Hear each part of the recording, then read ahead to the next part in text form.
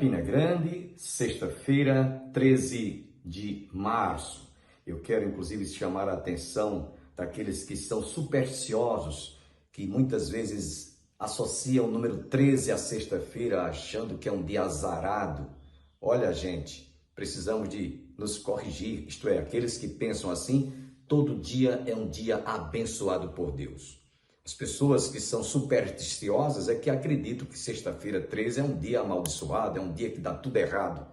Mas se você crê na palavra de Deus, se você acredita que Deus está com você durante esse dia, como nos demais dias, não vai acontecer nada com você. E se por acaso acontecer, pode ser um acidente que acontece em qualquer outro dia da semana. Portanto, tire da sua mente essa questão dia sexta-feira 13. Tire, porque isso só para aqueles que realmente não são ou não foram ainda libertos desse sentimento, desse espírito de superstição ou supersticiosos. Portanto, grave no seu coração esse brevíssimo recado. Logo mais estaremos ouvindo o pastor Antônio Júnior trazendo a conclusão do que nós recebemos ontem, e você ainda ouvirá o conjunto Embaixadores de Sião, que sempre está aqui em nosso programa brilhantando louvor. Sem mais delongas, quero deixá-los com o conjunto Embaixadores de Sião. Desatem os lábios e falem de Cristo. Proclame a esperança que Cristo vos deu. O amor tão profundo que veio salvar-vos. Foi Deus quem vos deu e jamais terá fim. Olhem com amor a todo perdido. Mostrem que Jesus é a solução. Diz pra teu irmão, Jesus te ama. Ele é a luz, a vida e o perdão. O Evangelho está se expandindo, e eis que vem cedo o Filho de Deus. Ninguém vai dizer que nunca falaram que Cristo é o caminho e a solução. Olhem com amor a todo perdido. Mostrem que Jesus é a solução. Diz pra teu irmão, Jesus te ama. Ele é a luz, a vida e o perdão.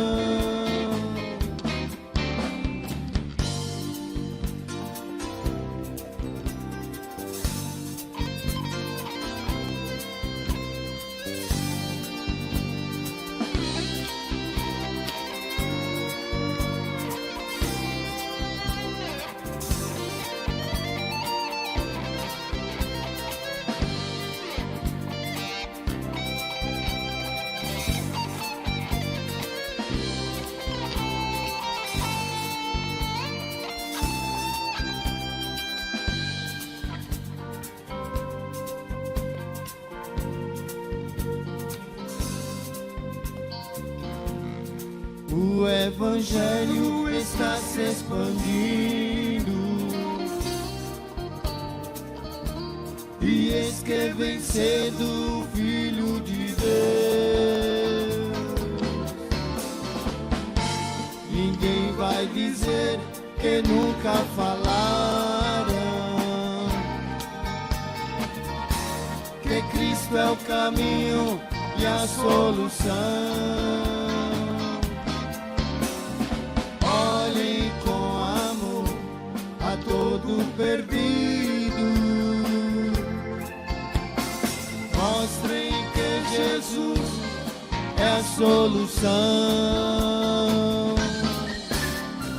Diz pra teu irmão, Jesus te ama. Ele é a luz, a vida e o perdão.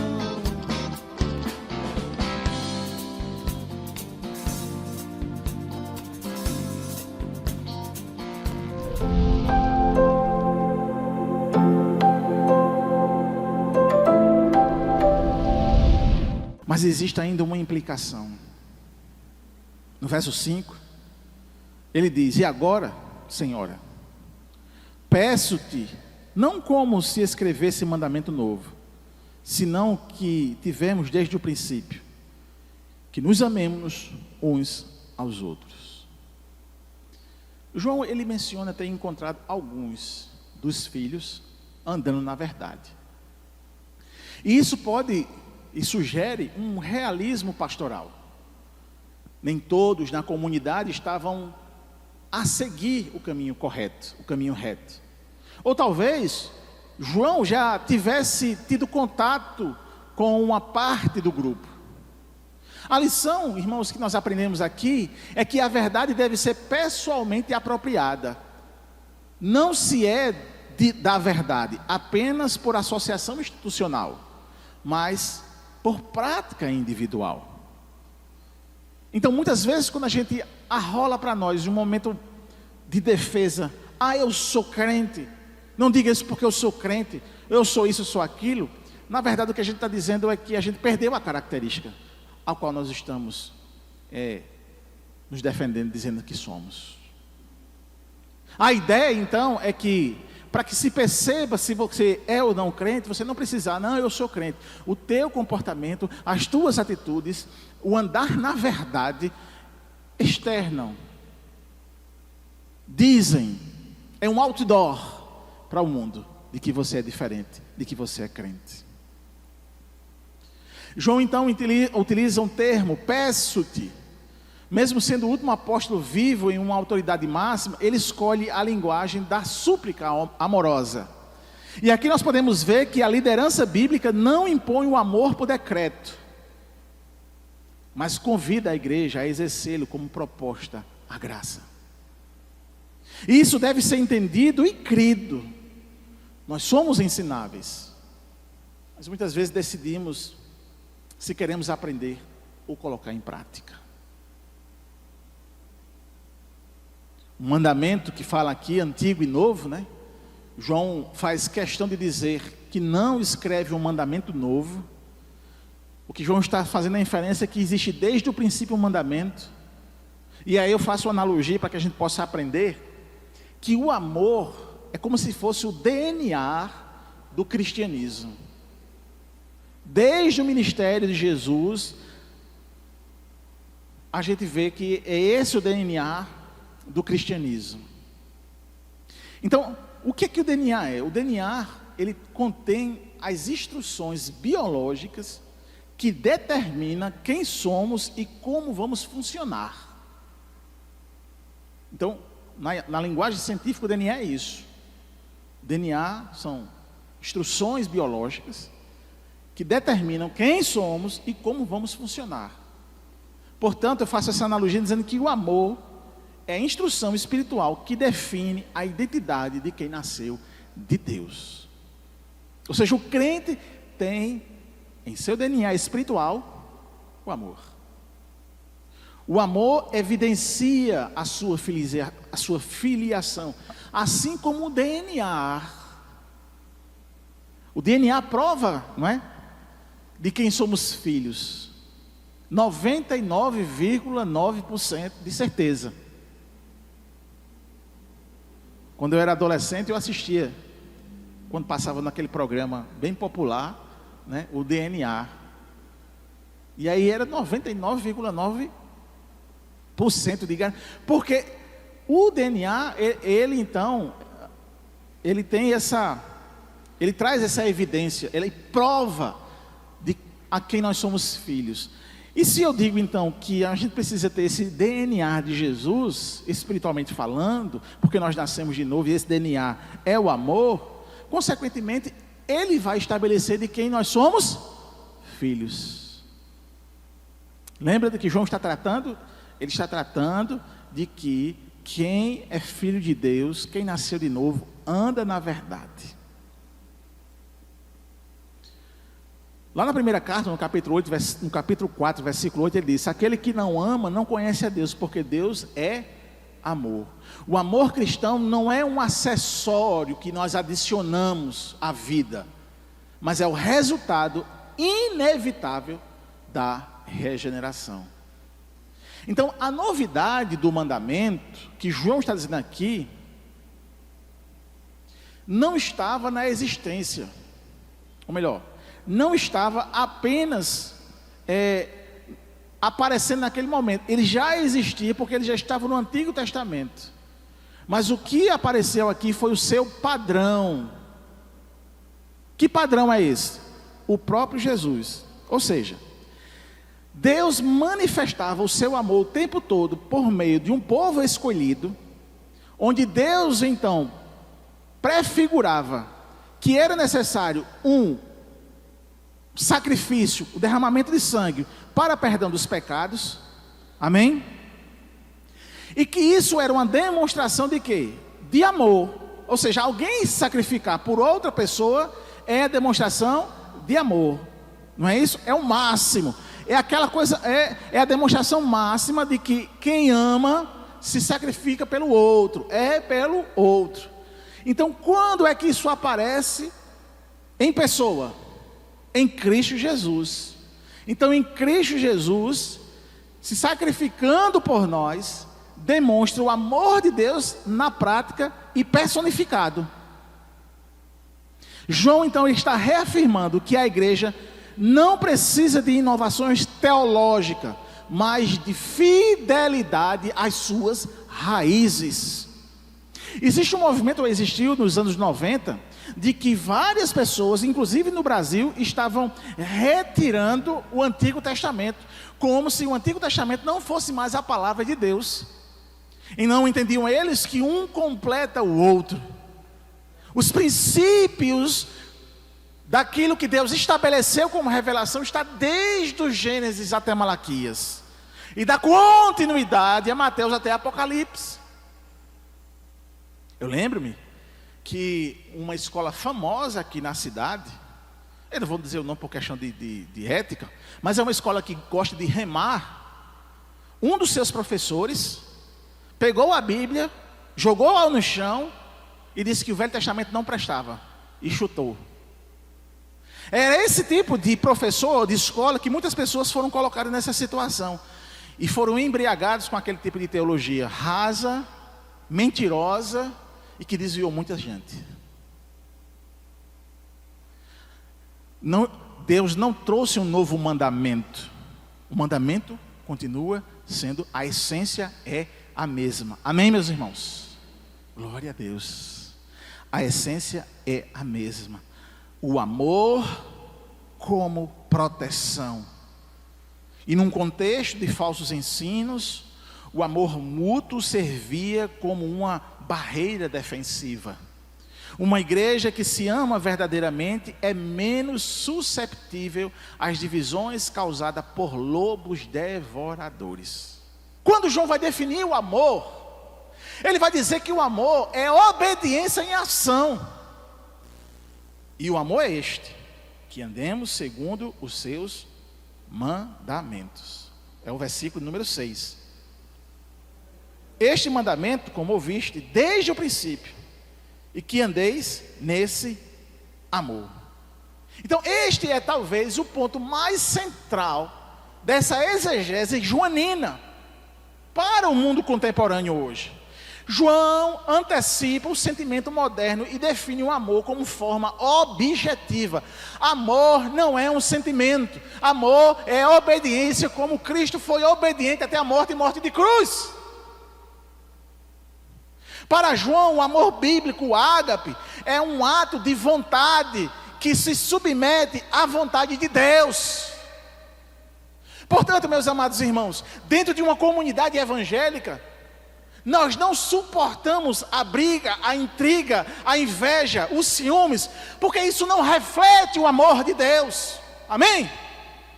Embora nós, os crentes, tenham esse sentimento, e às vezes nós justificamos esses sentimentos, mas a Bíblia diz que isso é pecado, mas a Bíblia diz que isso está errado, mas a Bíblia diz que nós devemos nos libertar.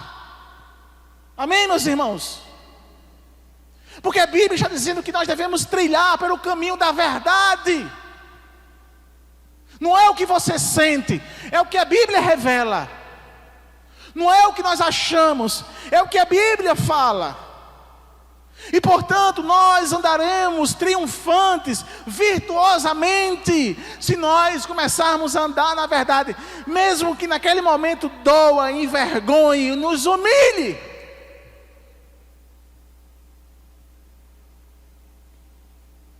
Se amamos a Deus, guardamos os seus mandamentos.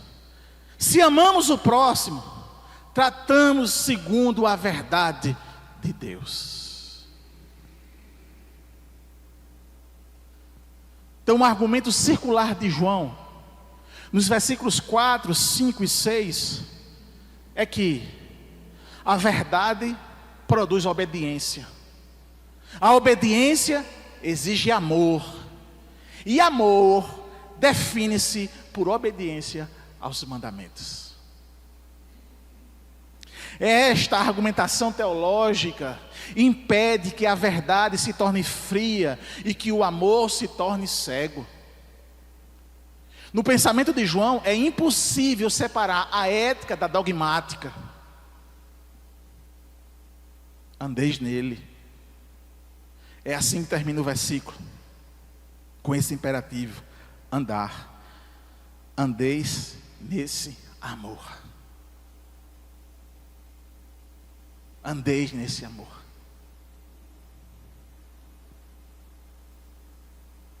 O foco volta para a perseverança. A vida cristã não é uma corrida de 100 metros, rápida, que a gente corre e acabou. A vida cristã é uma longa maratona de corrida contínua na presença de Deus, recebendo instruções desde o princípio.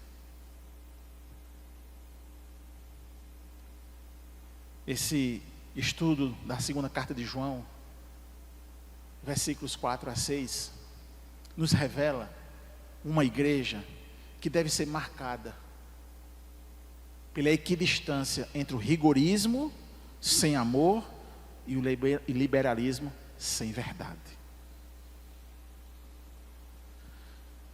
Deixa eu aplicar. A primeira aplicação: avalie o seu andar. Avalie o seu andar. Estamos a caminhar segundo a verdade revelada na Escritura ou segundo as opiniões da cultura atual? 2, redefina o seu amor. O seu amor pelos irmãos permite que eles permaneçam no erro? Ou o seu amor é suficientemente forte para os confrontar com a verdade de Deus? Talvez isso seja hoje a maior dificuldade para nós líderes. Talvez seja a maior dificuldade para nós que somos da igreja, ao identificar o erro e ter a humildade de ser confrontado, não só pela liderança, mas pelo irmão que está do seu lado e percebe. Talvez a maior dificuldade está sendo essa, porque os crentes, e me perdoe a palavra, estão melindrosos, porque não podem ouvir um confronto, não podem ouvir que estão errados e que precisam se consertar. Porque aquele que o confronta, aquele que o admoesta, se torna o seu inimigo. A gente está tendo dificuldade, inclusive, de entender a personalidade de cada irmão. É possível, irmãos, que existe hoje a dificuldade de caminhar com outro irmão só por causa da personalidade dele, só por causa de uma palavra que ele soltou, ou da maneira administrativa dele. Não, eu não quero trabalhar com ele não, porque ele não sabe administrar não. Eu não concordo com essa administração dele não, então eu não quero caminhar com ele não. Portanto, a terceira lição e a aplicação para nós: pratique a obediência. A prova final da nossa espiritualidade não são os êxtases emocionais, mas a nossa disposição silenciosa e constante de obedecer ao que o Pai ordenou. E concluo aqui dizendo que o maior perigo para a igreja não é a perseguição externa, mas a erosão interna da verdade e a substituição do amor sacrificial por uma tolerância cúmplice.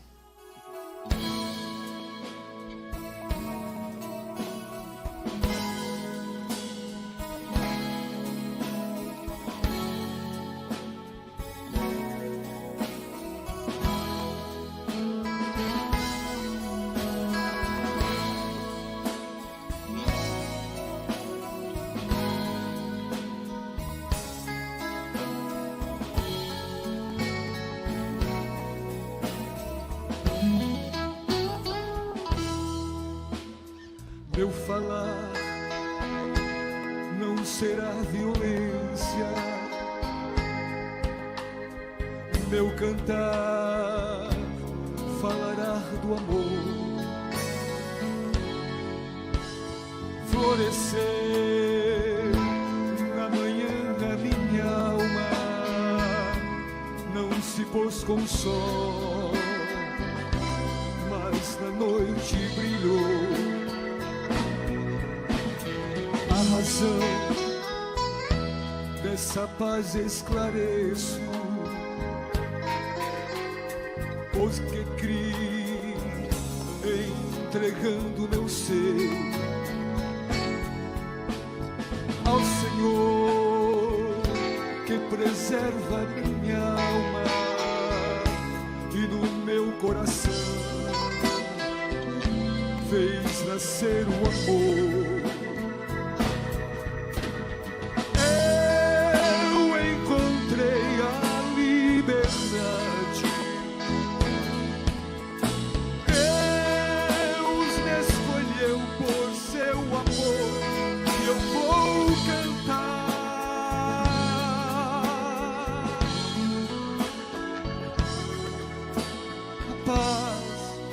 Que Cristo me otorgou, dediquei meu viver para Cristo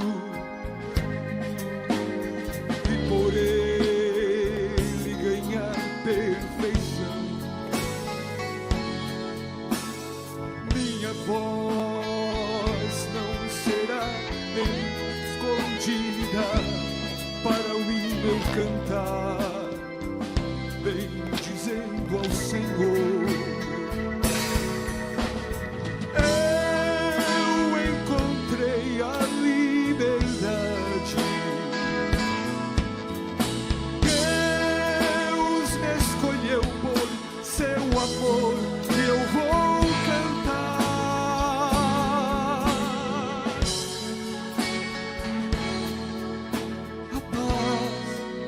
Que Cristo me otorgou. La, la, la, la, la, la, la. Deus me escolheu por seu amor. La, la, la, la, la, la, la, la.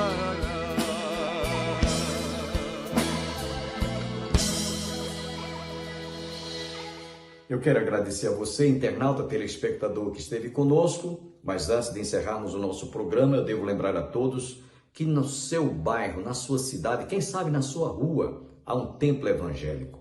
Se você ainda não foi a um culto, participar de uma reunião, aproveite nesse domingo, vá prestigiar, participe na sua cidade, no seu bairro, quem sabe na sua rua. Se você reside em Campina Grande, em todos os bairros de nossa cidade, existem templos evangélicos.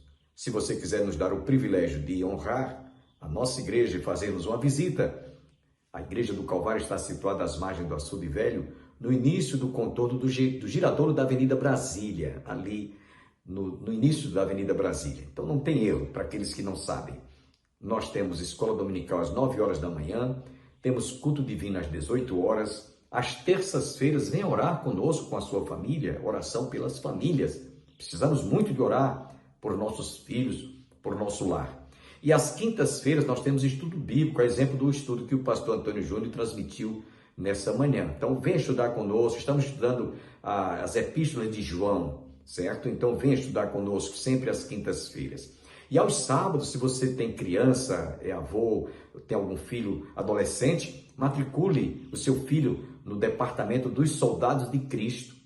Eu sou o capelão do departamento, o pastor Antônio Júnior também é capelão, e sempre aos sábados, às 14 horas, nós temos reunião com toda a criançada. É uma oportunidade grande que nós temos de encaminhá-los nos caminhos do Senhor. Portanto, matricule o seu filho sempre aos sábados, às 14 horas. Desejamos a todos um bom dia, um bom final de semana e até a próxima segunda-feira, se Deus quiser.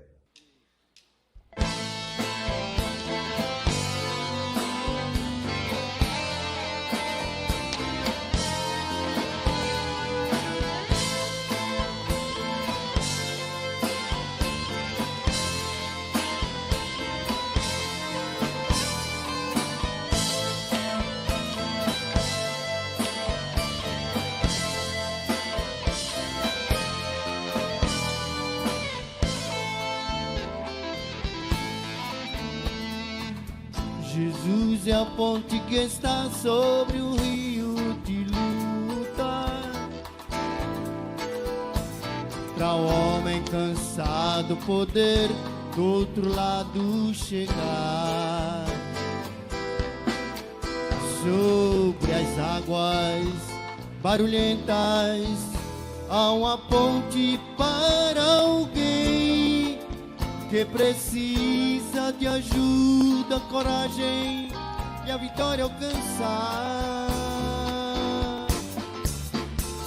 Cristo é a ponte que une o homem a Deus. Cristo é a ponte que leva o homem ao céu. Cristo é a ponte que une o homem a Deus. Cristo é a ponte que leva o homem ao céu. Jesus dá força ao homem que está sem coragem. Levanta o abatido e ao fraco ele estende a mão. É o conforto de tua alma, é a ponte para alguém que se encontra com muitos problemas em seu caminhar. Cristo é a ponte que une o homem a Deus. Cristo é a ponte que leva o homem ao céu. Só igreja, só igreja. Lindo.